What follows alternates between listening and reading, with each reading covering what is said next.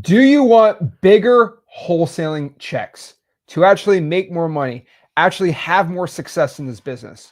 Well, there's one thing fundamentally stopping you from having success in wholesaling real estate. One thing that is leading you to just not making the money you deserve to have. What this thing is going to be a massive change for you and your success. Here's the thing, guys and gals. There is some small things that are stopping you from having success.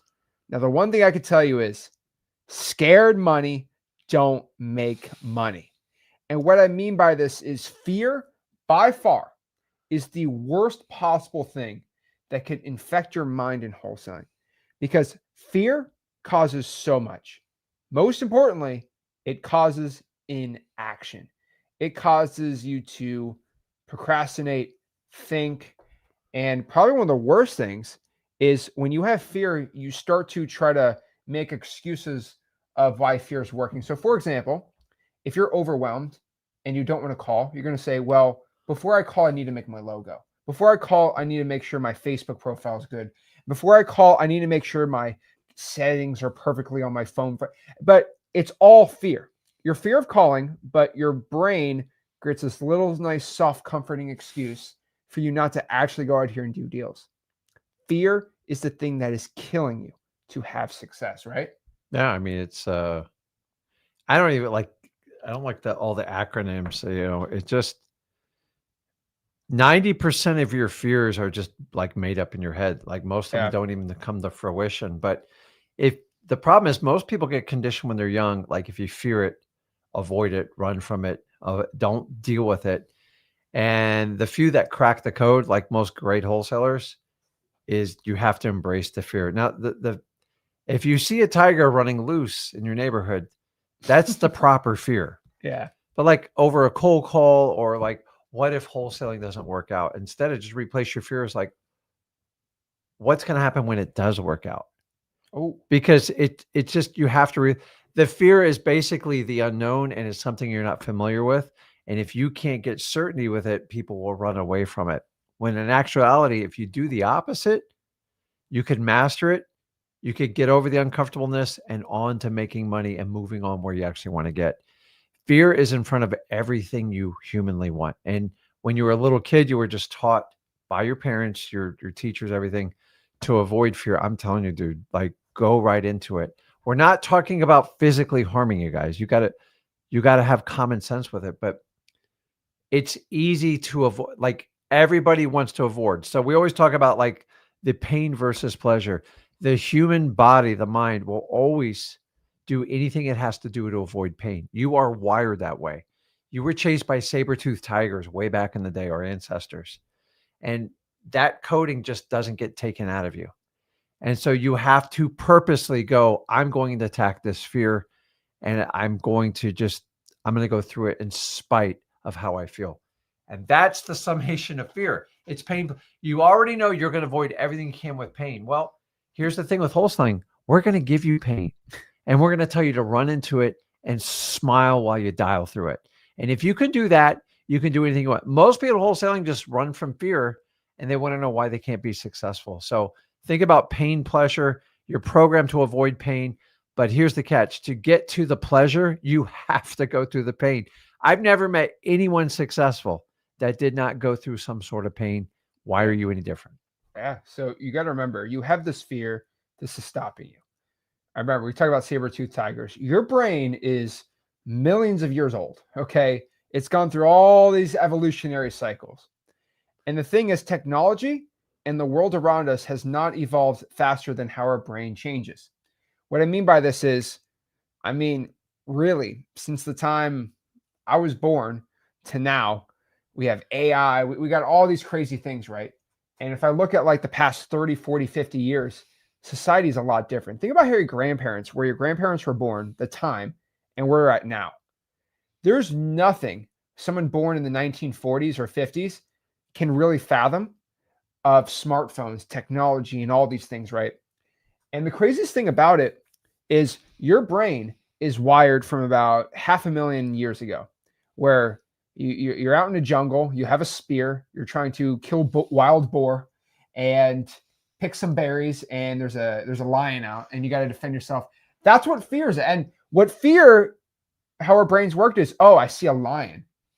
I better get scared and run away, right? Fight or flight, right? If I could fight it, you fight it. If you fight, then you flight, right? And then so your brain's like fight or flight, right? Yep. And that was something your brain sees and it goes automatically in that mode. You're supposed to go in that mode like once a month or maybe twice a year, something crazy, right? And the problem is that little mechanism in your brain still in there. But here's the problem. Your brain gets very, very like desensitized because you have never encountered a saber-toothed tiger.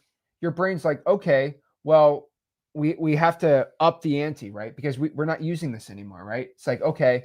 So it finds something that has a slight bit of fear in it and it amplifies it, the same thing. So what I mean by this is some people legitimately, if you make them take a microphone and speak in front of 1,000 people looking at them, Oh yeah, they will have the same fear as if a lion just roared and starts sprinting after them. isn't that one of the biggest fears people have? One of the speaking biggest in fears. public? So think about this. If I took a hunter from 500,000 years ago and said, okay, you need to speak in front of 1,000 people. They're not going to kill you. They're just going to look at you. Or do you want to go have this lion try to eat you? Which one would you choose? Yeah, let me speak in front of the people. Yeah. Is there any lions in the crowd? No? Okay. But the problem is, as human beings, you get in front of 1,000 people, you go,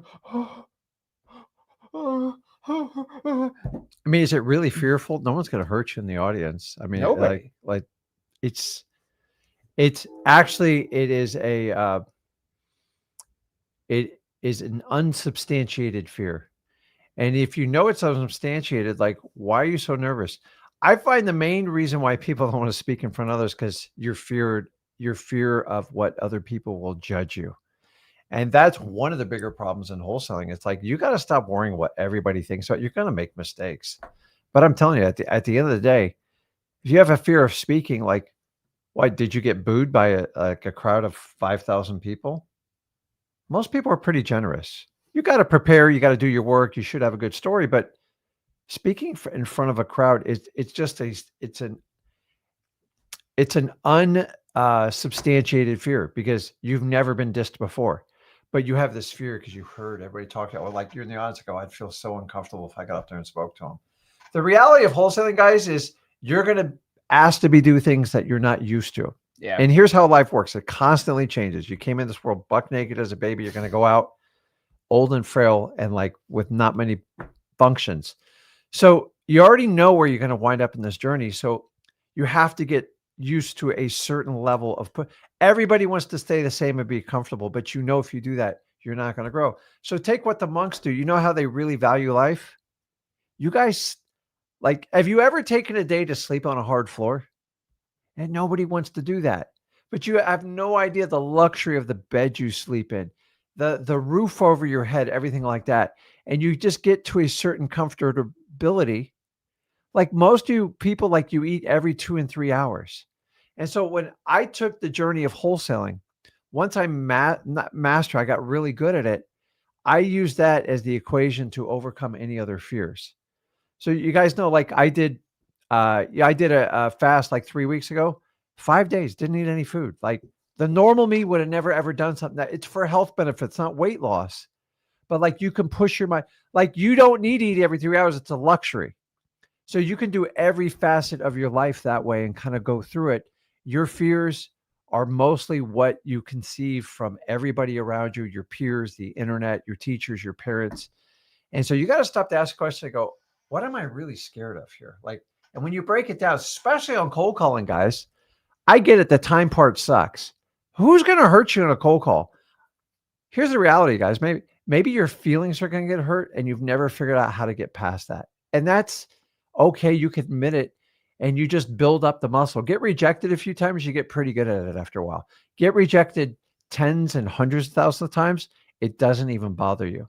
But the problem is, think back in high school, you asked that girl, that guy out and they rejected you. It destroys you because that's your first rejection and then you work your way through it. So listen, I'm not telling you to get off your bed and sleep on the floor like a monk or lose your internet. Do you know monks, to learn the art of conversation, it's either 1 or 2 years they're not allowed to converse with someone, to practice their discipline and value how communication works. I would go nuts doing that. Like, I don't think I could do that, but that takes an incredible discipline. So think about what your fear, and is it really like a legitimate fear? Have you actually gone through it? Now, if you have, then take notice and learn the lesson from it. But if you avoid everything fearful, it's going to put you in a corner in life, because there's only a few things that like you can't do that you'll have no fear. So ask yourself, what am I really scared when I do this? That's it. And So, you'll live. guys, you stop being so scared to make some money on your deals. So first and foremost, fear is killing you. Fear is killing most wholesalers out here. First and foremost, I think the worst one is the fear of cold calling. Cannot stress this enough. What is about cold calling that is going to hurt you? Someone says something mean to you? Like, is that the point? Is that where we're at in the world right now? Ooh. Someone says mean. Go online and just look at, anything. People just say mean things about each other all day. That's all they do. So it's just going to happen. The thing is, the real question is, do you fear something that is inevitable or not? That's my question. Because people are going to say mean things about you. That is just life. Okay. That's the United States of America, honestly, at this point, right? So people are going to say mean things about you. They're going to say mean things to you. That is fine. Now, the way I always say it is, the worst thing someone can tell you is that you are a poopy head. Now, replace the word poopy head with whatever word in the English language. Okay? There's some rough words out there. Just assume that if someone calls me a crazy word, there's some really rough ones out there. I just said, oh, he just called me a poopy head, but he's just saying it in a different way, right? Mm-hmm. But it's so silly to say that. Can you imagine someone says, Rick, you're such a poopy head? Like, what? That's what they mean, right? They're just trying to put words in there to offend you. But I don't let words offend me. And so you say that, I'm like, well, you don't know me. So like, who cares, right? I always say, like, if you're like my generation, right? You grew up playing Call of Duty, Xbox Live, like you've been called way worse. So like, why are you scared now, right? But the problem is, the fear of cold calling really comes down to a fear of hard work, a fear of rejection. Like, what's the real fear of picking up the phones and someone saying, I don't want to talk to you? Like, I don't get it. Now, there could be I don't want to call. It's not a fear of calling. I'd rather text or something. That's another option, right? Yeah, listen, think about cold calling.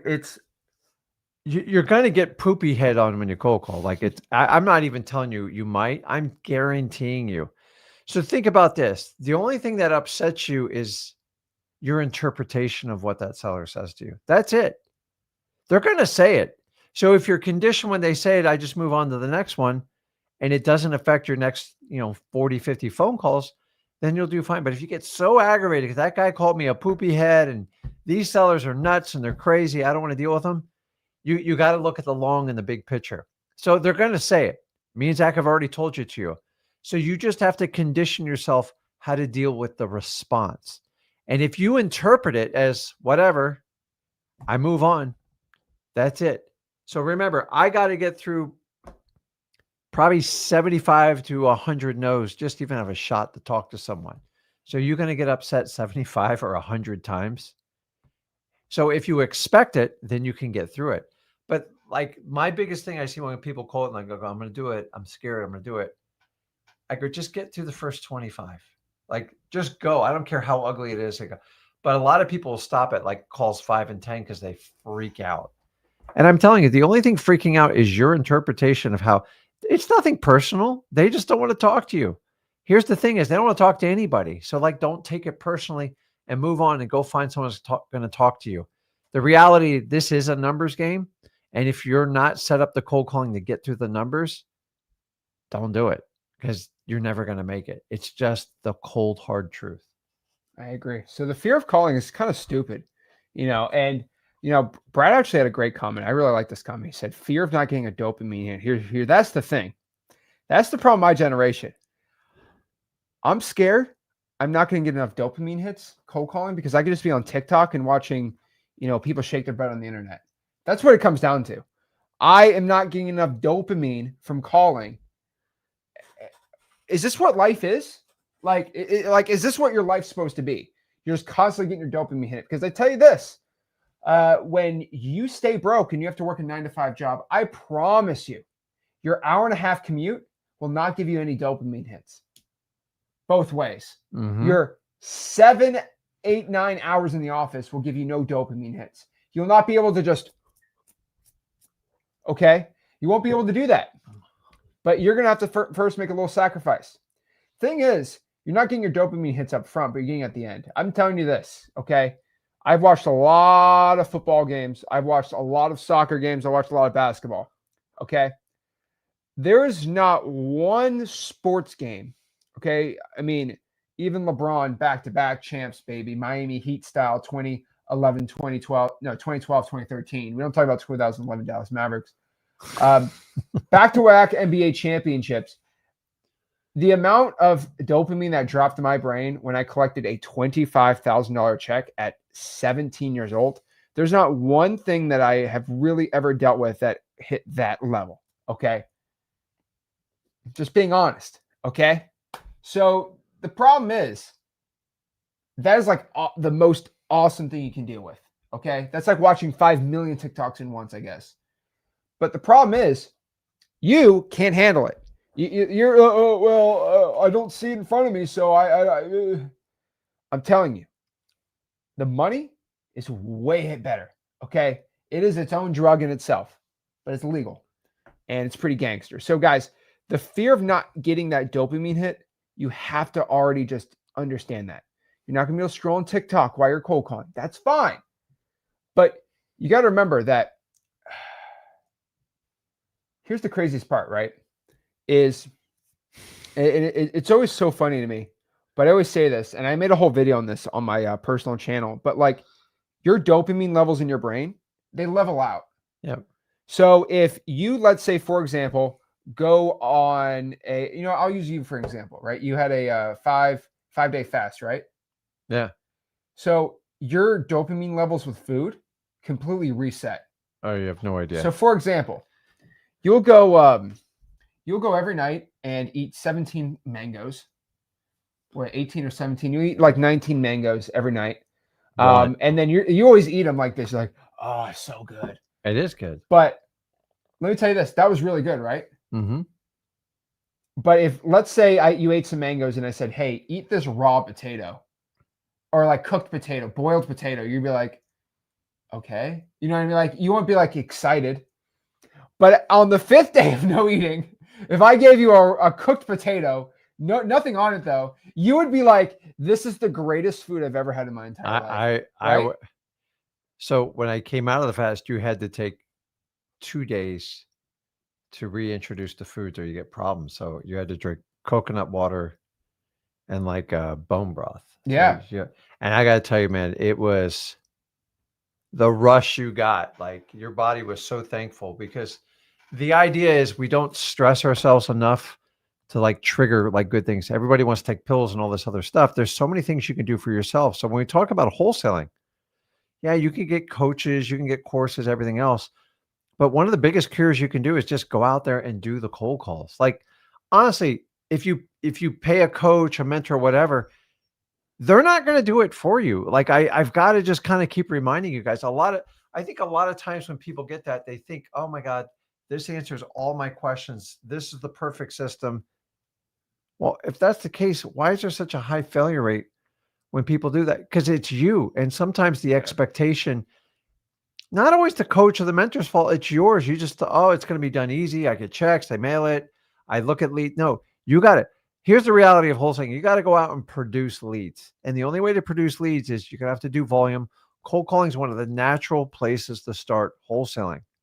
But if you have the attitude, I'm just too good for cold calling, that's not me, then you can't wholesale. I'm sorry. And the people that just embrace cold calling and figure it out, then they're really good with it. They know what the KPIs, they don't expect it, and then they know how to manage people to cold call. I've never seen someone manage cold callers really good that didn't have like at least 3 or 5 deals under their belt from their own cold calling. Why? Because you don't understand the process. And it's really changed in the last 4 or 5 years because the onset of so many people cold calling. So you have to be much more creative. You got to figure out how to do opt-out language in SMS, and you got to stay up on it. But you've got to master your craft. But if you're not willing to do it and you go, man, I want to do cold calling, but I don't, you got to get past that fear. Either go all in, or in my opinion, don't do it. And you're going to have to spend some serious money to get around that roadblock. And here's the thing is the cold calling gives you the real life experience of talking to sellers, understanding how qualification works, and knowing exactly what you're looking for that type of seller. Because when you get exposed to thousands of people, you're going to quickly go, crap, there's really only about 5 objections anybody can give me, and you will master them. Now, the smart ones go through the coursework that we have, which is free, and we teach you how to master it before you start throwing leads away. But here's the reality. Most of you kind of go through and use your leads to practice, and it does get expensive. So embrace it, guys, because it works. But like there is no shortcut to cold calling. Everyone's like, what's the shortcut to cold calling? I go, it's expensive. And the thing is, you miss out on the journey of wholesaling, of understanding how to talk to a seller, how to build a relationship, how to connect with them. Guys, if you just wanted to be a cash buyer and that's your dream, that's not really wholesaling. No, that's not. Wholesaling is the art of putting a deal together with little to no money and maximizing the reward. That's always going to be the MO for wholesaling. It's not like, let's put it under contract, let's manipulate it, let's put it on the market, let's sign all these crazy agreements. And if it doesn't work it out, it ain't my problem. So the idea is minimize risk, maximize reward. I don't know anything other in real estate other than wholesaling that fits that mantra. You do a fix and flip, you're gambling, buddy. I'm just straight up. And I've never seen a fix and flipper do it completely full time because they are subject to what? Market conditions, supply, demand, interest rates, the Fed. And that's why I don't avoid fix and flipping. It's very hard to make a long-term business unless you want a construction crew and all that other stuff. Make money in the deal because that's where the real money is. Because you already know your profit. You fix and flip, undetermined. Don't know what the repairs are. Don't know how much time it's going to take. And you have no idea what you're going to sell it for. You got an idea, but like you're not in control. And if 2 or 3 houses go on the market, down the street, you're done. And that's the part I can't control that. And that's the part I don't like. That's why I've always loved wholesaling. Yeah, I agree. I mean, here's the thing. The fear of cold calling, there's a lot of other stuff. I think a big fear a lot of people have is a fear of investing in their own marketing, which is absolute insanity to me. So when we talk about investing in your own marketing, I'm not telling you to drop $17,000 this month or drop, 10 grand. I'm telling you the investing of $100, $200 or $300. Because again, everyone knows me. All right. Everyone knows me and you, right? As they're the guys that teach wholesaling for free. No.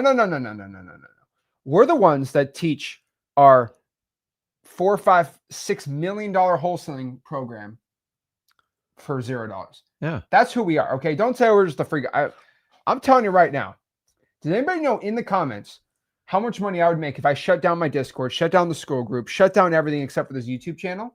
And we had $100 and that's all we did to teach coaching, had our own community. We'd be making, I don't know, 7, 8 million a year. Probably if I made it $40 a month, I could probably double that. Right. Mm-hmm. I could probably have, 30,000 of you guys paying me $50 a month. I mean, do the math. I 100% do that. Maybe we'll just do it right now. We can do it live. You're right. Shut everything down.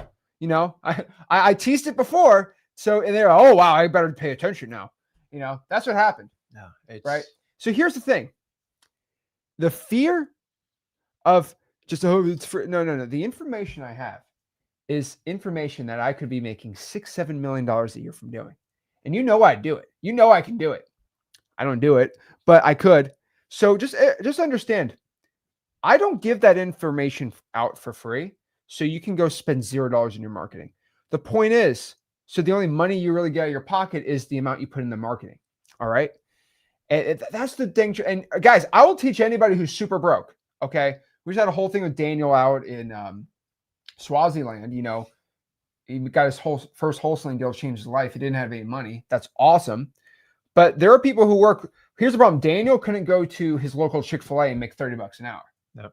The average income in Swaziland is $2,000, $3,000 a year. But what I'm telling you is if you're like 19 years old, Should you be cold calling all by yourself? I would say this. Probably be better if you got a part-time job at the local Chick-fil-A where they pay $25 an hour. They really pay that much? It's insane. Let's do Chick-fil-A per hour. After I learned what's in their chicken, like I enjoy their business model, but it is nothing Chick-fil-A but pays $24 an hour. processed chemicals. There's Okay, think zero about that. benefit to your body. $24 an hour. So would Tastes it be good, though. better? Would it be better for you to cold call, or maybe you work, I don't know, 10 hours and you can send 25,000? No, you can work 10 hours and send, no, my bad. If you worked 1 hour at Chick-fil-A, you could send 25,000 texts. Oh, taxes. But, Huh? yeah, take out their taxes. No, that's 10 hours.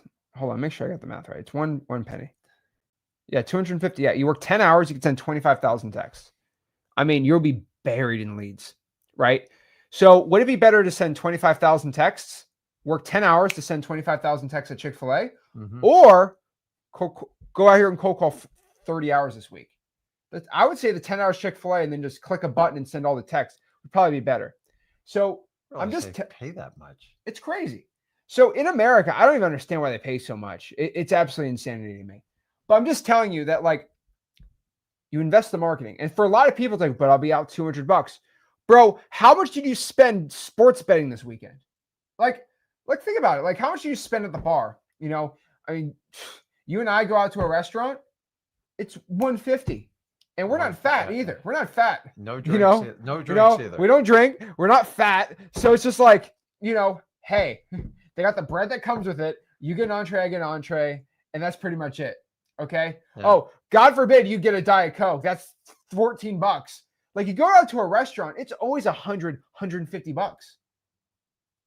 Just drop that on a little bit of marketing, right? I'm just telling you, in America, okay, there's not much to lose here with dropping $100-$300 a month in marketing. Now, I will tell you this.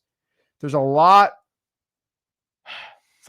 more to lose, though, when it comes to, because I hear people on the internet talk about this in wholesaling. Drop $5,000, $6,000, $7,000, $8,000 a month in marketing. Like, whoa. Okay, that's when you start. Once you start taking out debt, we got some massive issues here, right? We got some massive problems. So do never take out debt to get into marketing. But I'm telling you guys, like $300-$400, that's what I put in there. Or do you want me to charge you $1,000 for the program and the course? Which one do you rather have? Yeah, you should. I've always been in the school of thought for you to go in like deep credit card debt or money to get started in wholesaling.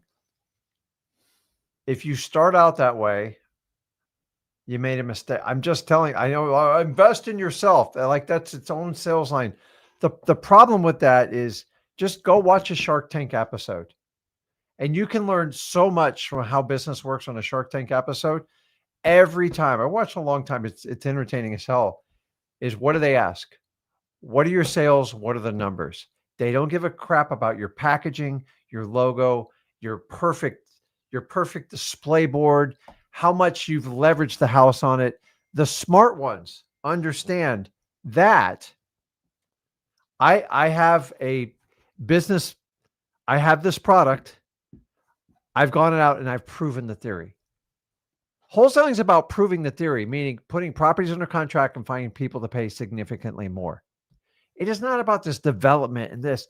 Like, you're better off learning as you go along. I know not everybody agrees with me. That's fine. But like, at the end of the day, like, how long are you going to last? Keep going in debt. If you have to pay for a big program, they go, oh, just put it on the credit card, put it on your gold card. And then you got to commit the $5,000 to $10,000 in marketing stuff. I see people getting the whole 30, 40 grand. I'm like, most of the time you can't get out of there. There are exceptions. Don't get me wrong. But if I had to guess, probably less than 10% of those people ever dig out of those holes. So prove the theory up front. Take your hustle muscle, whatever little tiny cash you can risk, and get a deal, no matter how painful. And it's painful by design. Guys, think about this. If it was easy, everybody would do it. But like, do you really think you could throw 5, 10 grand? Someone's just going to like insert a chip in your head and you're going to be perfect. Everything is going to be trial and error. But here's the difference is you have to show up and keep doing it regardless. If you have a coach, you use freewholesaling.com. And the thing is, the way we've set it up, you can only make yourself accountable. Because it's so easy to go, well, that program's just not, it's missing something. I'm like, I know ours isn't. You got to show up. And that's the difference. So do you want to go 10, 20 grand in debt and then pay 5, 10 grand a month? Or like, I tell you what, let's just skip the cost of the course. Invest in yourself, which mean in your marketing. Invest in you. Go get government list, whatever you got to do. But like, so the idea is if somebody only has $10 to the name, you want it, you can get it. The question is, you got a guy behind jail, like just doing wholesale deals. He's not even looking at the house as nothing. And he's putting deals. You know why? Because he's planning for his future. Screwed up. I'm in here. I'm going to make the best of my time. Some people read books. Some people meditate. Some people go, man, I'm going to start setting up stuff so I can have a new life when I get out of here. So what are you doing to set up your new life? And you got to keep asking yourself on it. You got to keep moving forward. I can't tell you guys this. You got to invest in yourself. No, and listen, if you're going to go into a program, go, listen, I'm fine with your fee. What do I need to be successful in? Like, what's the marketing budget? Because I find most of the time that's told to you after the fact. You're like, well, if I got to pay you 10 grand and I got to spend another 30 grand in marketing, I don't know if my family can swing that. Don't worry. Put it on the credit card. No, be responsible. Go out and get a deal. Do the Shark Tank way. Go out, get a government list, go knock on doors, go cold call, get a deal, put 10 grand in your pocket, go have a nice dinner, celebrate with your family, and then go back to work. And then maybe get a piece of software, maybe Xlead, something like that, and then just keep scaling it up. And then once you get 3 deals, you can do, hey, let's grab some PPL leads. Let's do this. Get up over 5 deals. Let's add some direct mail to it. You can keep adding and growing. The first deal or two, it's going to be a little bit painful, but it's all in your power to do. Yep. You have to make a decision. I know. So guys, that fear, like, look at Tyrone. That's true. I ended up paying $10,000 for a program to buy a coaching program. And now I don't have enough to even do marketing. That's the problem. That's the 90% of the people that get in the wholesaling. And Tyrone, let me, like, you can answer this or not. Did they tell you up front past the coaching fee, which you accepted? Did they tell you what the requirements were to truly like be successful in the program? And a lot of times they tell you after the fact, yeah, you just got to spend some marketing dollars. No, they say, okay, well, now you need to spend $4 grand a month. Wait, what? You go, but wait a minute. I only have 10. I gave you 10. That's another 12,000 before I get a deal. So the program. This guy ain't an action taker over here, not an action taker. What's that? Yeah, that's what they tell you. He's not an action taker. You're not serious about it. Like, so the thing is, you got to know that. Like a lot of these programs, you have to sign up for all these additional programs. You're like, my God, that's like $2,000 a month. Then I got to buy leads. And it sucks. Here's the reality, guys. When you buy a program and it doesn't work out, which happens all the time, just like move on and use it as fuel to move forward. Most of you, you need any type of money you're going to spend.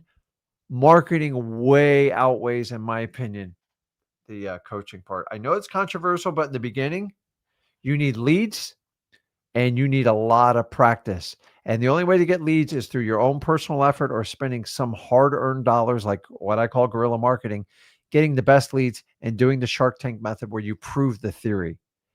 Okay, you really think $30,000, $40,000, $50,000 of education is going to catapult you? I take somebody with no education, just give them a plan. I go, just go to work every day. In 3 months, they'll destroy the person with a $30,000 education. Listen, college campuses prove this every day to me. There you go. So guys, investing in the marketing, next one, you have a fear of embarrassment. So that's always a funny one, fear of embarrassment. I mean, the best way you could look at it is you're going to be dead in the next 100 years. And I promise you, let's say you slipped on a banana peel in front of like a crowd of 1,000 people. They all laughed at you 400 years ago. Yeah. Does anybody remember that? No. No one's going to remember it. I always say this. I'm like, hey, they're like, I'm so scared. What if I'm a failure? I'm like, okay, who's your great grandfather? They said, his name is William. Okay. Who's your great grandfather? Great. My grandfather's grandfather? His grandfather? Yeah. I don't know. Okay. Who's your great grandfather? You get down the line where it's like genealogy, the way how it works is you pretty much, After your great grandfather, or maybe most people can't get past their great grandfather. agree. Then it gets to your great great grandfather, and then well, I have genealogy reports to the 1400s. Okay, what about the 1200s? And well, I don't know. I'm like, so eventually, people are going to just forget about you, unless you're like Charlemagne or like King Tut, right? Mm-hmm. So unfortunately, what you do really doesn't matter. I'm being straight up with you. It doesn't matter. And here's a little secret. Even if you screw up royally, people tend to forget. It doesn't live forever. Think about all the mistakes you ever made in your life, Okay. like even the bad ones. Remember that CEO at the Coldplay concert? Yeah. I forgot about it. Everyone forgot about it.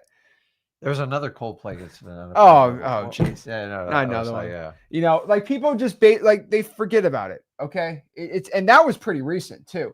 I'm just telling you, people's they can't realize the news cycle. They forget about things very dang quick. Just FYI. So and the only reason you know about that is because it's media driven. Yep. On purpose. Why? Because they monetize you for your attention. So you're just the product. Understanding like it is kind of funny. I gotta not enjoy, man. I don't want to see families like torn apart over that stuff, but like, shame on you, man. Maybe you shouldn't and you know what? It all came down. Let me ask you this. If they didn't react on that camera. Yes, we know this. I think they would eventually get found out, but it wouldn't have been viral. Do you agree? They probably would never found out. Am I right? Yeah. It's all about the reaction when you get on a jumbo. Were they on like the kiss cam? No, it's just a jumbo love screen or whatever. So you ever watch the kiss cams, especially in the hockey games? It's a riot, dude. Oh Lord. So I'm just telling you, the fear of embarrassment, but also it leads to a fear of failure. So many people have this, I'm going to fail. Okay, what if you do fail? So again, I always go down to my definition. What is failure? Failure means you're a loser, which means you lost, right? So in wholesaling real estate, you're either in three categories. You're either a winner, a loser, or a winner in training. That is it. Okay. What I mean by this is you are a winner in wholesaling. Let's say if you make $100 grand to get your first deal, whatever, right? You're a winner. You're a loser. If you're a loser, you're a winner in training. So you might be like, well, I'm calling, I'm trying, I'm doing my best, but I haven't got my deal. Does that make me a loser? No, you're just a winner in training. You're trained to become a winner. Yeah. Oh, so I'm not a loser? Well, what's a loser? A loser, a failure in wholesaling, is somebody that has given up. See, here's the best part about wholesaling.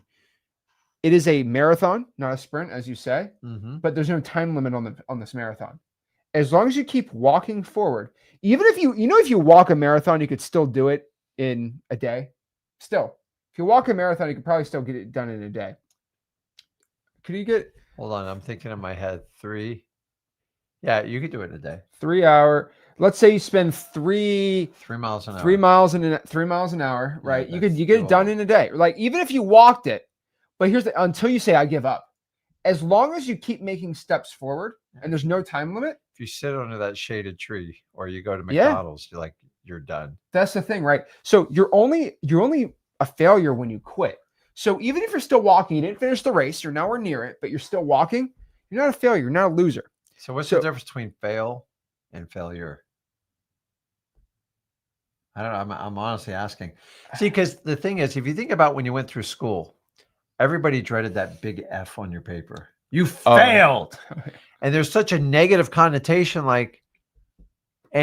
but here's the reality of life. The reality is all a failed event means is you got an outcome. And either you got what you want or you got the lesson to make you better to do it. So nobody gets anything perfectly. So you've been conditioned most of your schooling life. You have to avoid failure at all costs. You can't get it. And the reality is when you get out of school and stuff, every day is a test. And the thing is, the more you fail, the actual more money you'll make, the more successful you'll be. But we're in such a society, don't fail. I can't fail. I can't get up. I'm going to say the wrong thing. I'm going to write the wrong thing. Just get up there and do it and learn it. Think about when you started walking and our fear of failure, if you fail something, at least you made the effort, you tested it out, you can get data back, and then you can make an adjustment. And a lot of times in wholesaling is you don't need to make the adjustment. You just got to do it again. And you got to do it again. Think about Michael Jordan shooting his free throws. He'd do what, 9 or 10,000 in a day sometimes just to practice the dang thing. Nobody did it better than Kobe and Michael. And the idea is they didn't negotiate. They just did it. So one of the things I always said when it comes to setting a goal and doing something with, if you're going to make 300 cold calls, don't negotiate with yourself. Oh, I got a sniffle. Oh, my sister's bugging me. Just, I'm getting it done. And once you start telling yourself the truth and getting it done, you go, okay, now it's palatable, everything I can do. But guys, listen, we fail all the time. We made, you make decisions. Here's the key is just make more good decisions than bad. And the only way you can do that is through trial and experience. It's called fail. The only way you completely do a failure is if you fail at something and you quit. Go, I didn't like that. I'm not going to do that again. So you got to keep going on in spite of it. And I find most people in wholesaling, as soon as they get a hiccup, they lose a deal, they get backdoored or something, I'm not going to do anything because it hurt. Think about the type of people that go, that person hurt and broke my heart, so I'm never going to date someone again, so I don't have to do that experience. Do you really think life's about that? It can't be. No. So guys, embrace when you fail something, you're going to get something out of it. You're either going to get exactly what you want or you're going to get the lesson. And here's the key part.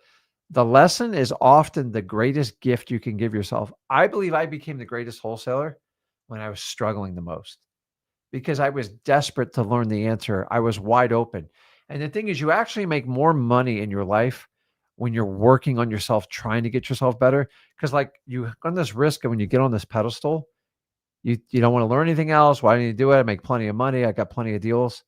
And that's actually when you need to be very hyper focused because that's when you get taken out. So I've always made my greatest discoveries, especially when it comes to real estate, particularly wholesaling, is when I had the most struggles. Because I just had to go, I got to make this work. I got to get back to the fundamentals of what I do. All the crap I did on the side is what wasted my time, keeping me busy. So I made a decision a long time ago. I'm willing to fail. I'm just not going to be busy. Yeah. And you know what busy is? It's just failing in the same things over and over and never learning your lesson. And we see people like this every day. You see people like this in wholesaling. I go, why do you keep over contracting properties? I got to get them under contract. I go, yeah, but if no buyer's ever going to buy it, are you learning a lesson? Okay. So that's not even failure. That's just catastrophic. And so you've got to learn how to talk to people. You people want to do wholesaling and don't want to do a relationship? Good luck. I don't know how you're going to do it because you're just an order taker at that point.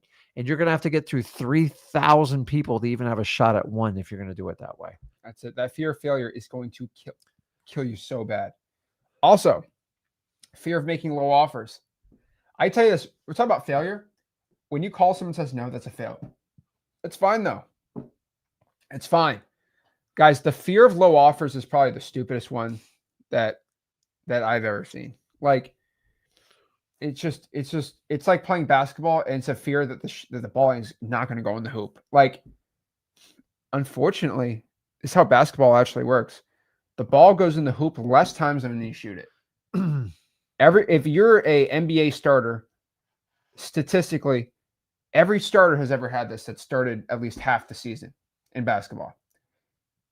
They will not make shots more than they make them. So all their field goal percentages, if you look at any NBA player's field goal percentage, they're not above 50%. It's just the truth. Yeah. Unless you're Shaq and you layups. I'm not going to get into that though. But basically, you have a massive fear of low. You should aim to get it accepted, but no, most of them are not. So what's the problem? I think most people are like how you do it in school. I rather make one offer and I'm certain it gets accepted.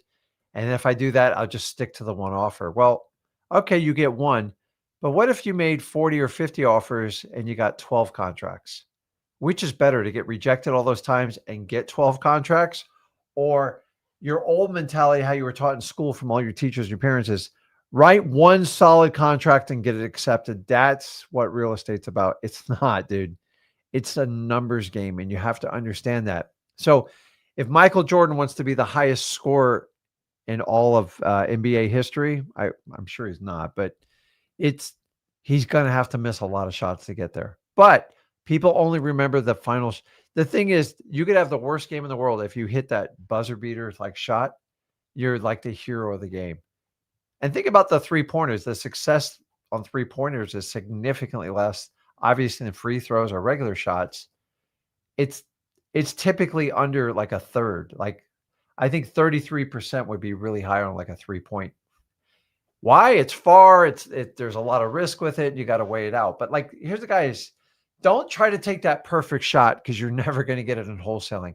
You're better off lining up 50 shots and then finding the ones that want to work with you. But if you're just going to wait for the perfect, I'm only going to deal with someone that'll say yes, and you're not going to do very well in wholesaling, and you're going to have to put yourself out there and take some risk. But like after you do it over and over again, it's not as bad as you think it is. No, guys, the fear of making offers is it's just a fear of someone saying no to you, which is absolute insanity. Now, I don't know if any of y'all have ever dealt with friends that are like these like bachelor guys that like they're always trying to like hook up with like, women. Have you ever noticed with them, if someone says no and they try to like ask them out, they date a lot of people. When someone says no, they don't get offended. Okay, on to the next one. And you know what I mean? Like I'm not gonna say that's good or bad, but like they're so desensitized. Play us. The players, yes. And if you go to someone that's not how they do it, like they're like nervous, they're like, oh. And if they say no, they're like devastated, right? And the only thing that I noticed from both of this is one has just got a lot more reps than the other. Yeah, that's all I'm saying. But you know what? But you have to be careful about it because I used to have a guy in high school, a good friend of mine. Oh boy, he was just. Let's just say he wasn't the most attractive or like gifted kid. But why did you say gifted like that? Why did you do it? Well, he was kind of a roly-poly. Oh, he had this attitude, like he thought he was invincible women. So he called me, he goes, "You want to go dance with me?" She's like, "Get out of here." And he turned the next time, "You want to go dance with me?" And he just kept, I go, man, this guy is, he goes, "Rick, it's a numbers game. Shoot. And he always went with someone. Now, like the problem is he never had any game to talk to anybody. And he goes, "I don't want to learn the game because I don't think the game's going to help me." He goes, "I've statistically." Why are you calling it a game? He goes, man. "It's a numbers game." I go, "Dude, I've watched you watch like 40. All the girls know you're asking, so they're all talking to each other." Yeah. So you have to be careful. Like, so that's the same guy who go to like a real estate event and goes, "You got any cash buyers? You got any cash buyers?" Yeah, And then they turn on, "You got any cash buyers? You got any cash buyers?" And I'm like, oh my God. So just kind of learn how it works. But you're right. It is in the reps. Like I was horrified in high school. I got stuck in the friend zone, man. It's like, oh boy.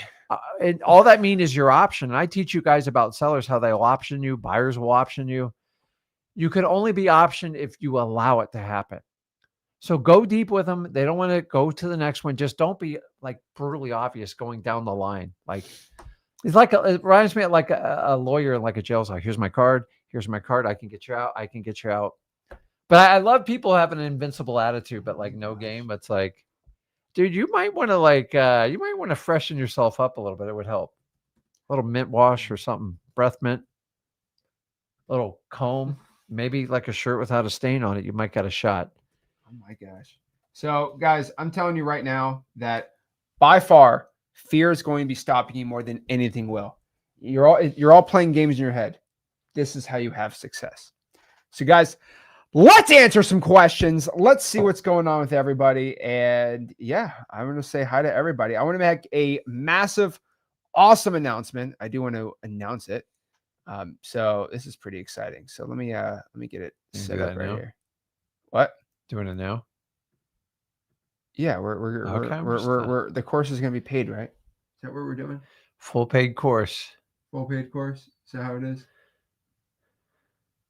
All right. Is that it? I mean, that's not the logo. I had no logo. Hold on. Where's the logo? I'm serious about my high school friend. We also like, man, you got guts, dude. He could have taught a course on like how to get volume in because boy, he had that mastered. He'd probably be a great wholesaler. Oh my gosh. All right, here it is. All right. So I'm very excited to announce this. Okay. So I'm announcing something called the First Deal Formula. So I'm going to be running this thing. It's going to be really exciting. So it is called the first deal formula. Let's put the logo on here. Okay, it's called the first deal formula.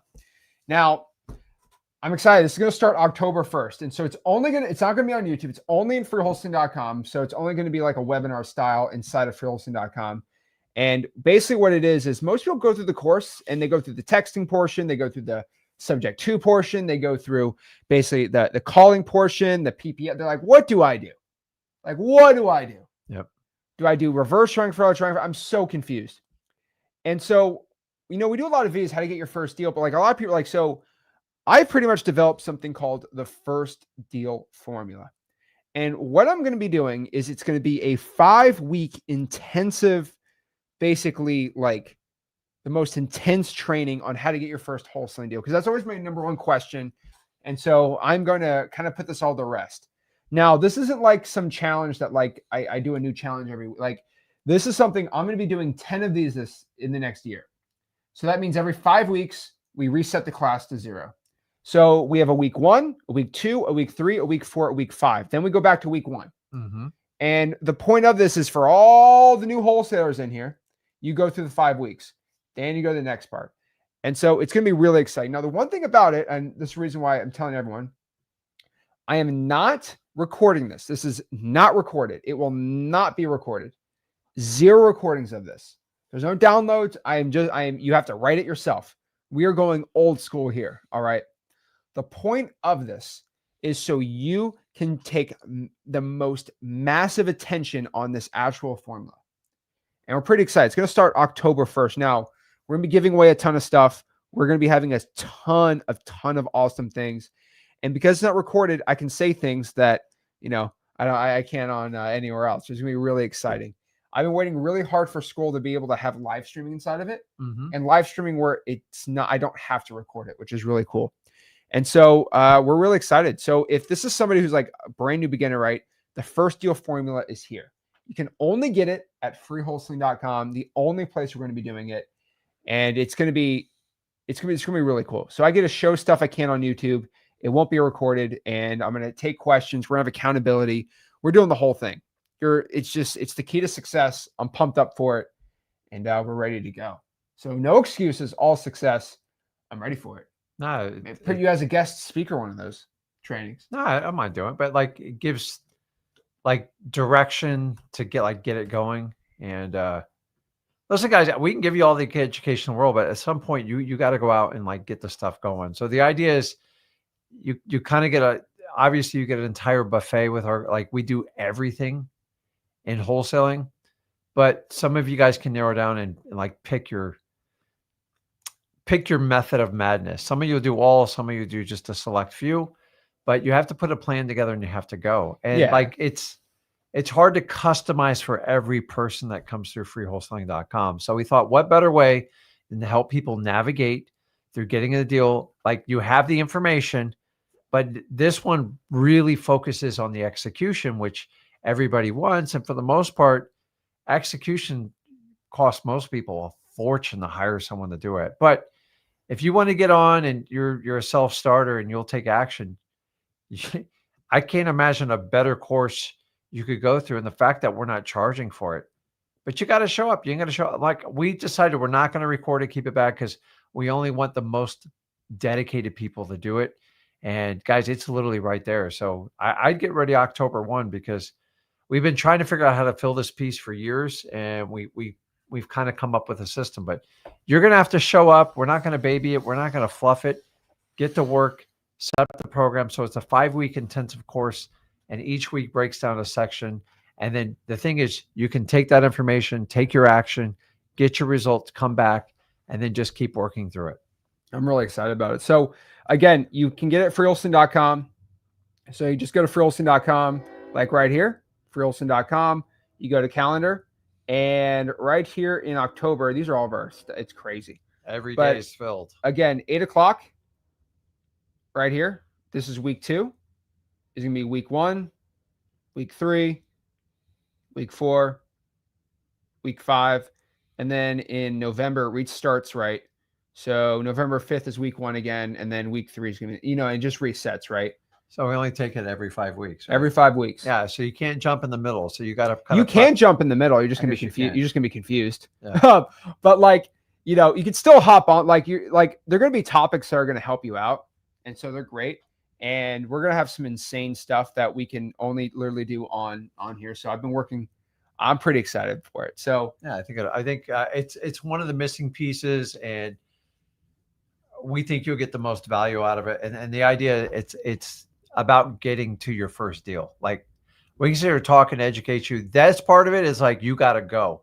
Here's where we're going to push. Here's how you execute, and here's what you need to do by the next meetup. And that's it. And if you say, hey, I can't do it, I can't commit to it, that's fine. That's fine. You just go to the next one, right? Each 5, I'll let you know too, each 5 basically first deal formula, there'll be 10 classes. They're all going to be slightly different. Yep. So this one's going to be just like first deal 30 days. I'll have one where it's like you are like completely broke virtual, and I'm going to do one basically on that one, right? So each one's going to be slightly different. This one's going to be the most helpful in the first one. And I'm telling everyone, like, you commit on it or you don't commit on it. I don't care. Now, I could make this $1,000 or make it like $50. I could make it $20 a month. You join the community or whatever. You pay $50 to be in this challenge or whatever, and then I upsell you to some crazy high ticket thing. Like, I'm not doing that stuff. Okay, it's legit. It's free. You get in there. I'm not asking for anything. I'm just I'm asking for you to actually put your work in. So this is something that we've been working on for a while. It's gonna be really exciting. Yeah. And so we got some extra bonus stuff in there. You know, we got some JV opportunities in there too that I don't want to reveal yet. It's gonna be pretty exciting. But again, not recorded, so it's gonna be insane. I'm pretty excited. Yeah, so if you ever want to JV with me and Zach, this would probably be the best place to kind of get your plan of action together. So all of you have the education. Everyone kind of, like, let's face it, some people just get lost. So if you got a little ADHD, kind of like me and stuff, I love stuff like this because it's like, okay, now we can kind of get granular and get started on it. So, but you got to kind of plan it out. Hopping in the middle is, I think it'd be best to start out and go through the whole 5 weeks. So just pretend you paid us 10 grand because you're going to get well over 10 grand of, I hate the word value. I get so tired of that number. Value. You're getting tremendous value. The best. I have no limited seating, none of that crap. You want to go, but show up, and get ready to work. And if I'm not charging you for it, don't be a pain in my butt. If you want to show up and do deals, you want to do deals with me and Zach. Oh, we could charge, and then the people that are complaining are going to be outside the paywall. That's great too. Yeah, I'm all for that. Let's just, I'd take full advantage of it. You guys have asked for it. We've custom created it. We're putting a lot of time and effort into it, and I'm not putting a paywall in front of it. So let's see who's going to put their money where their mouth is. Because that's the thing. Tyrone says he looks like he's a teacher. You have to teach. I'm sorry, but like, unfortunately, I'm not gonna change the time to satisfy him. Those the times. Like, I'm telling you right now. That's what we can. You're there, you're not. Yeah. So it ain't recorded, and I'm telling you right now, you're never gonna see a recording of this. And if I see anybody post a recording of it, I'm kicking them out of freewholesaling.com because I need everyone to be as dedicated as possible to this challenge. So pretty exciting. And yeah, it's going to be pretty awesome. It's by design. It's not designed to take 700 people right off the bat. No, if we're going to take the most dedicated people, and I think they're going to get the most value of it. But once again, it's another option. We're not upselling you. We're not doing any of that stuff, and take advantage of it. It's not, because some of you have to struggle on buying these courses and doing all this crazy stuff or going to live events, and I can't make this any simpler. So you're going to have to make some exceptions. I get it, Tyrone. I understand, but you got to understand, we have. Yeah, but we're live right now. Too, By the way, we're live right now at 5 o'clock. So that's why I was trying to, talk to you here. Julie says, can we just join as a register? Julie, poor woman. She has been battered by these webinar register so I could retarget you, email you 17 times, book a call. Yeah. No. Okay, Julie, I got, there's no upsells here. Okay. There's no back end $6,000 course funnel for this. Okay. You're fine. You just got to legit how it works. Again, this is how cool school is now. Now I don't have it currently right now because we're, you got to be on the YouTube because we want all the comments to be in one place. But how it currently works is if it's school, right? You just basically right here, Flip with Rick Live. You click it. Usually it'll have the Flip with Rick like stream. So for example, if you did the challenge right here, you click it and you'll be able to join the live stream right there. That's how simple it is. Easy. And guess what? If you're a knucklehead and you want to go give this link to your buddy, oh yeah, I'm gonna give this link to my buddy. He's not freewheelson.com. Yeah. It doesn't work. It just brings you to inside the like it says to sign up for the program. Yeah. So pretty gangster. Pretty pumped up about it. So other exciting announcement. Let's see here. James says, is the X-Lead support line working? I need help with my account. Good news. We just have an awesome announcement. So we're actually changed our support line.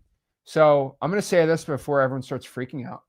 So we took off the phone numbers on X-Leads. What? The reason is because we have something even better than phones. We actually now have 24/7 live chat support inside of X-Leads. And be like, well, how's that better than phones? Ready for this? The average response time, which we can promise you, is under 2 minutes for live chats. Yeah. Anybody who has X-Leads, you get your question answered in 2 minutes now. And you get the documentation you need, either the screen shares, and the FYI. articles. And if it's something that's like, oh, you need some more help, our team will go then and call you out. Correct. But the cool part is we're choosing now to finally have 2 minutes live chat support.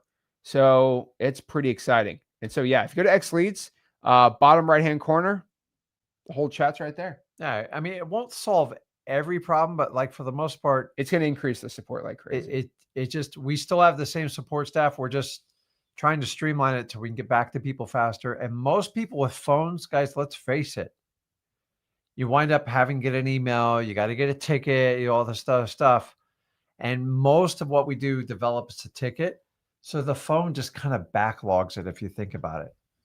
And then like when people want 30 and 40-minute calls, it's not, if we continue to do that, the cost is going to be tremendous. So what you want to do, understand me, is we have a level of support. The chat, one of my favorite ways to solve stuff, because you can work with someone. And here's the difference is you're not waiting 20 minutes for someone to hop on there. So we made the change because we've had frustrations with the phone, because it's one phone call usually leads to 3 or 4 and an open ticket.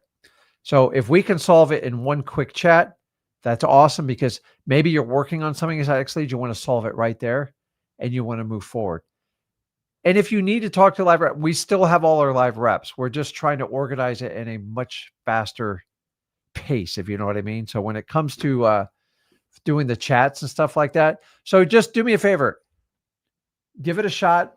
Let me know how it works out. And then we are watching it like every day, I promise you. So, oh yeah. So yeah, pretty cool. 2 minutes. That's insane. I think we're the only software and wholesaling that can actually promise that, which is crazy. So yeah, pretty exciting about it. So again, guys, freewholesaling.com. That's where you gotta go. So let's answer some questions. What is this? Oh my gosh, stupid camera. All right, let's see here. Brianna says, I fear cold calling because my ego gets bruised. I want to retaliate.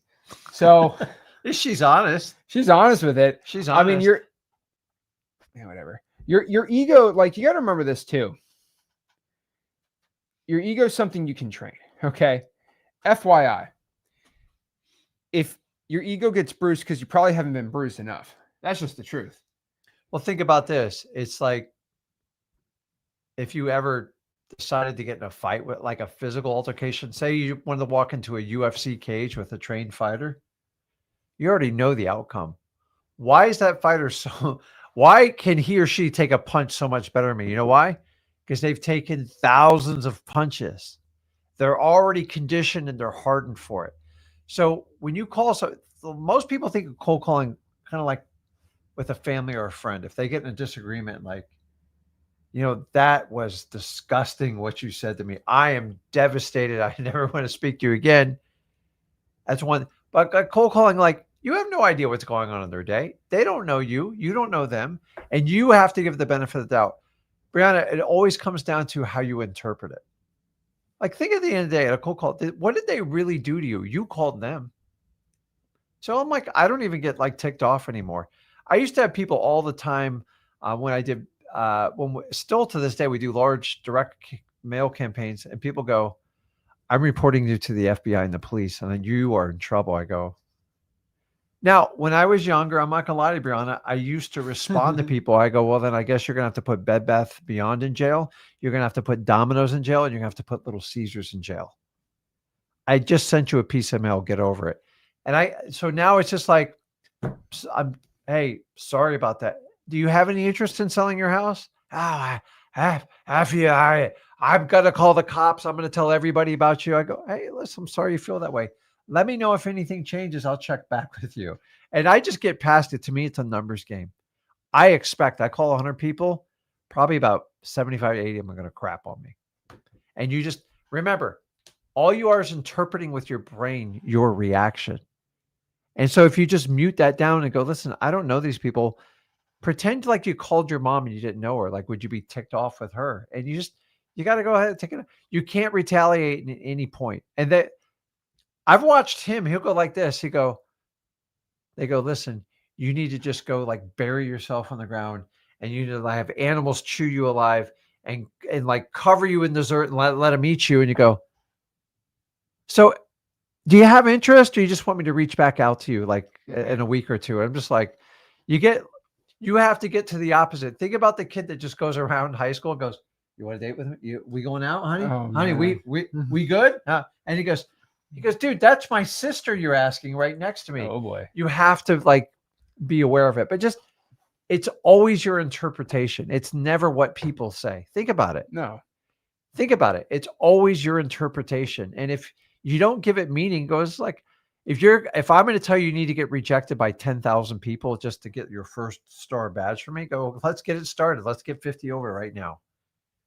And then you kind of look at it, it's like a game. It's like, I'm going to piss some people off today. I already know it. Oh boy. And so stop being miserable about it if you've committed to do it, and just do it. And then when you're done, you go hang out with your family, you have a good time. There's always plenty of money to pay for everything because you've paid your dues in wholesaling. But if you don't want to pay your dues, you're not going to get the benefit. Most people in life don't want to get ahead. They're going to accept whatever job they have to get paid for.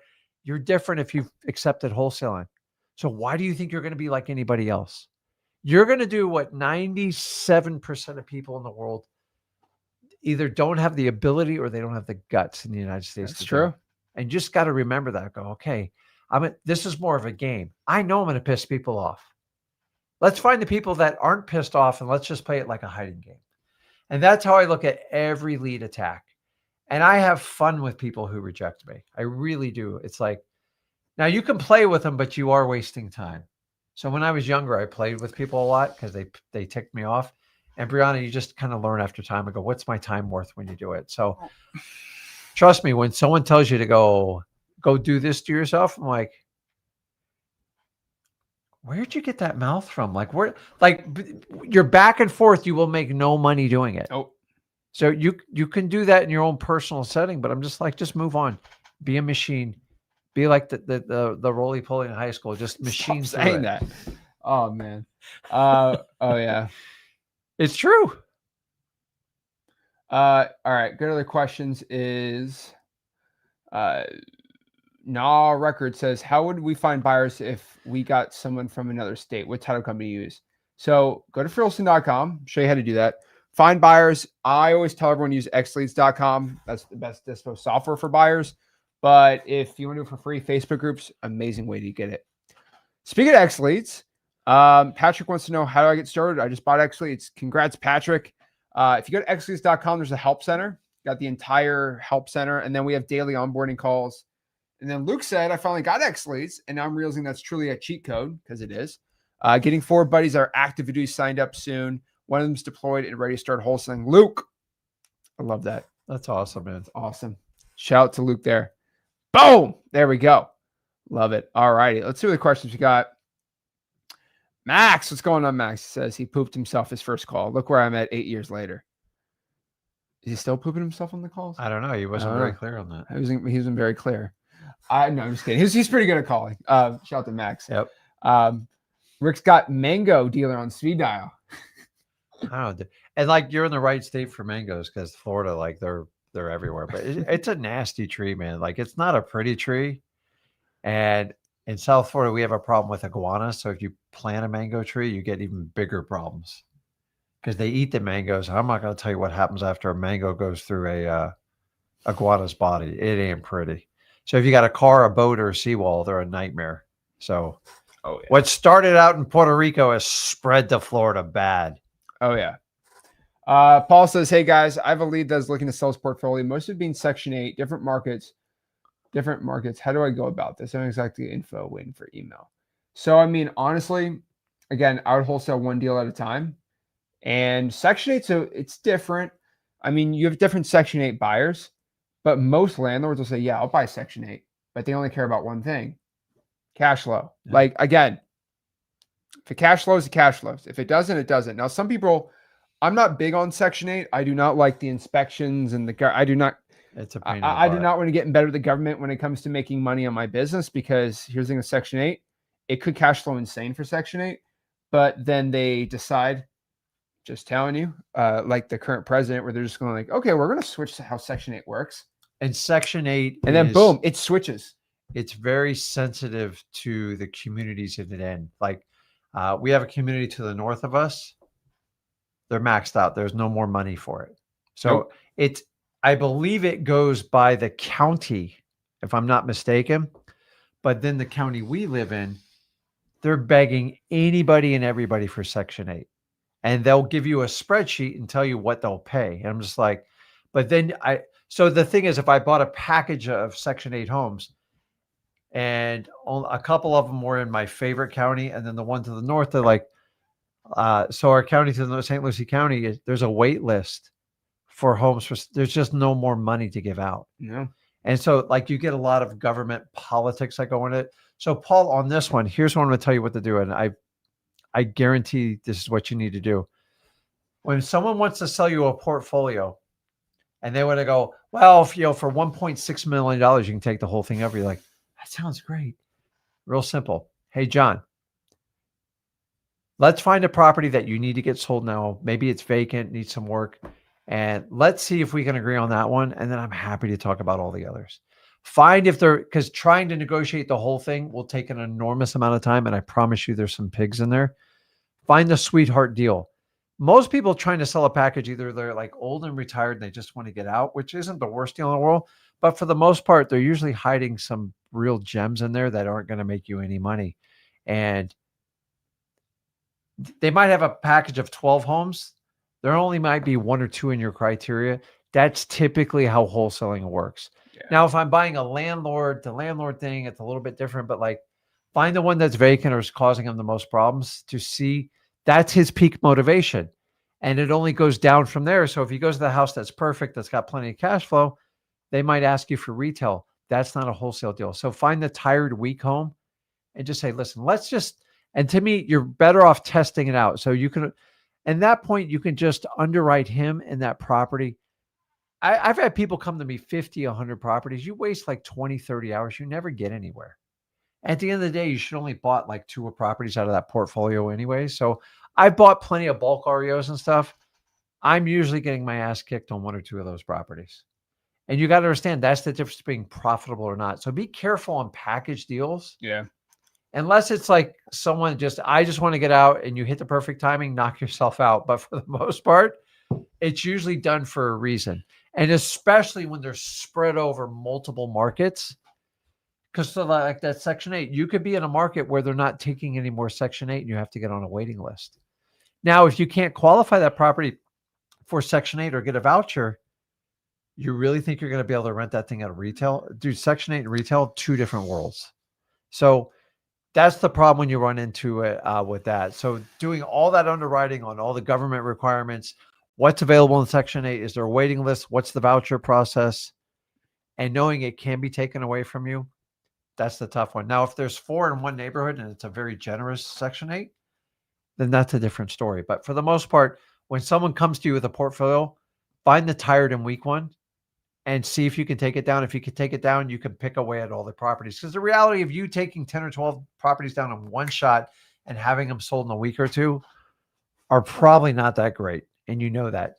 So if you do that one, you make money, then you get a relationship. You could pick up. I've had a lady I've picked away over 8 years, 12 properties.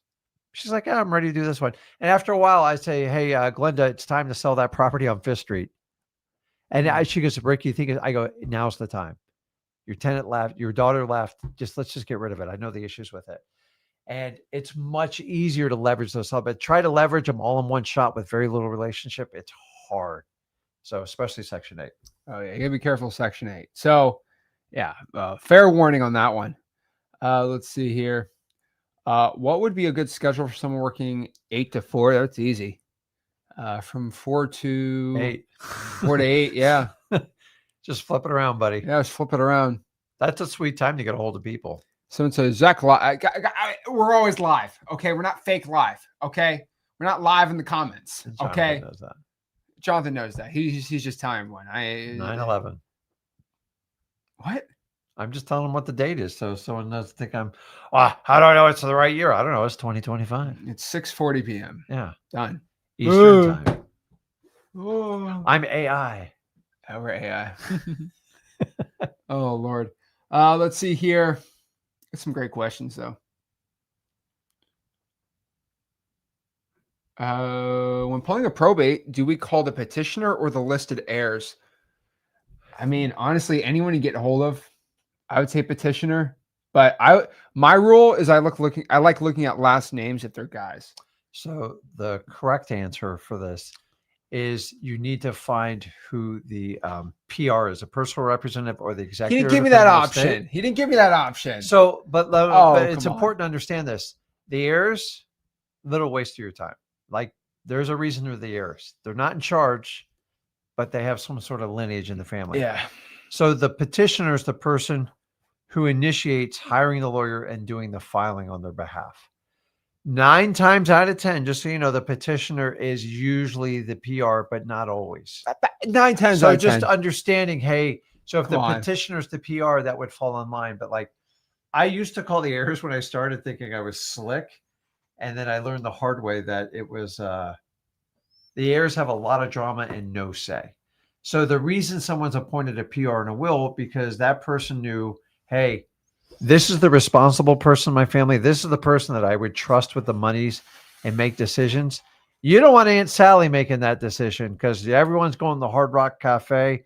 We're going to be around the pool. We're going to go gambling. We're going to see some shows, and they're going to smoke through all 200 grand in a day. Whereas maybe someone more responsible would go, okay, here's what we're going to do. You're getting this in a trust because you're crazy. You're getting the house because like you've always taken care of Aunt so-and-so. And you're getting nothing because you're nothing more than a pain in the butt. And that's how it works when it comes to probate. So the petitioner, it's not always the PR, but I'd say probably 80-85% of the time it's the PR or executor. You're right. Okay. But the heirs, I tried that for 2 years, man. It's just thousands of hours. You don't get anywhere that you get a lot of drama with the heirs. Hey, can I just sell you the house? And we won't tell my brother and sister. If you do that, I'll knock like 50 grand off of it. I get that all the time. I go, and then you get in that. And then when you don't do that, they get pissed off. So it's like the PR already kind of knows how to navigate the family situation. And I've learned in probate, you can't make any family members do anything. You try to honor the PR as much as you can. And they have to make the decision. And I've done it with as many as 26 heirs. Only if it's like there's good representation in the family. But I already told you, 4 more heirs, you're getting grief in a probate. Like, you ever try to get like 4 women or men in a room to make a decision just to go to dinner? Oh boy. Can you imagine diverging the family assets? And like someone always disagrees like that. I need $1 million. So they goes, to get rid of that thing, it's a piece of crap. And then you got 2 in the middle like, we'll take a little bit of a discount. Or one guy was just give it away. And then, so you got to deal with the $1 million person. And that's normally what I deal with in probate. Just saying it. But the 26 I did, it was highly coordinated. They're like, no, we trust John. John's making the decision. I'm like, okay. But once I get more than 4 heirs and like there's the sentiment in the family, I'm very patient because there's nothing you can do with that. There we go. Boom, boom, boom. So guys, if you want to learn wholesaling real estate for free, I got a great question. So I don't know where to get started, Chris says. What's the best way to get into wholesaling? You've never done this before. Go to freewholesaling.com. We teach wholesaling real estate completely 100% for free. We'll help you get success. So guys, the first deal formula starts October 1st. I'm super excited about it. Very and excited. also, to go through the course now, get some info on your belt. You'll be good to go. So guys, if you got any value from this video, smash that like button, subscribe, and we'll see you soon. Again, this is Rick Ginn signing out. Rick Ginn signing out. Have a blessed one.